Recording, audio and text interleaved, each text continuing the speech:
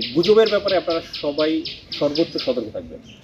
যদি কখনো আপনারা কোনো তথ্য পান যে কেউ নাশকতা করার চেষ্টা করছে, অপতৎপরতা করছে, অথবা কেউ সাম্প্রদায়িক সম্প্রীতিটা বিনষ্ট করার চেষ্টা করছে, সেই ক্ষেত্রে আপনারা প্রথমে জিনিসটা যাচাই বাছাই করবেন সাথে সাথে, এবং পাশাপাশি আমাদের আইনশৃঙ্খলা বাহিনীর সদস্যদেরকে জানাবেন। জানানোর পরে আমি কথা দিচ্ছি, সর্বোচ্চ প্রায়োরিটি দিয়ে আপনাদের এই বিষয়টি আমরা দ্রুত নিষ্পত্তি করব।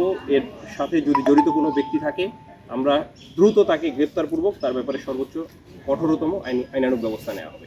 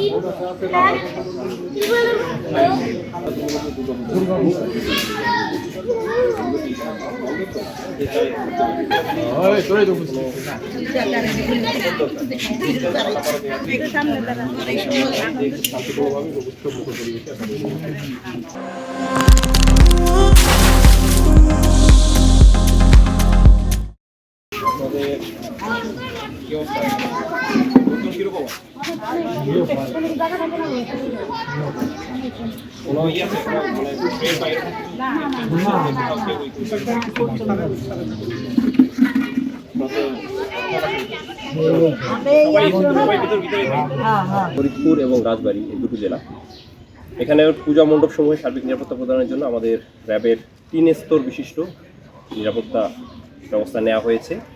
আমাদের পোশাকধারী বিশেষ টিমে আমাদের পোশাকধারী সদস্যগণ থাকবেন, পাশাপাশি আমাদের সাদা পোশাকে আমাদের সিভিল টিম, তারা বিভিন্ন এলাকায় দায়িত্বরত আছে। আমাদের দায়িত্বপূর্ণ এলাকা দুটো জেলা নিয়ে, ফরিদপুর এবং রাজবাড়ী। তো এখানে প্রায় আমাদের 1200 প্লাস আমাদের পূজা মণ্ডপে এবার পূজা মণ্ডপে পূজা হবে। আমাদের এই পূজা মণ্ডপ সমূহে আমরা দায়িত্ব আলাদাভাবে আমাদের টিম কাজ করছে, তাদেরকে আলাদাভাবে দায়িত্ব বন্টন করে দেওয়া আছে। আমরা অন্যান্য আইনশৃঙ্খলা বাহিনীর সাথে সমন্বয়পূর্বক কাজ করছি। আপনারা জানেন ইতিমধ্যে প্রত্যেকটা পূজা মণ্ডপে বিভিন্ন আইনশৃঙ্খলা বাহিনীর সদস্য ইতিমধ্যে মোতায়েন করা হয়েছে। আপনারা পূজা মণ্ডপে সার্বক্ষণিক আলোর ব্যবস্থাটা একটু রাখার চেষ্টা করবেন। তারপরে সিসিটিভি ফুটেজ, সিসিটিভিটা যেন সচল থাকে এবং রেকর্ডিংয়ের ব্যবস্থাটা থাকে, এটা একটু সবাইকে এনশিওর করার চেষ্টা করবেন।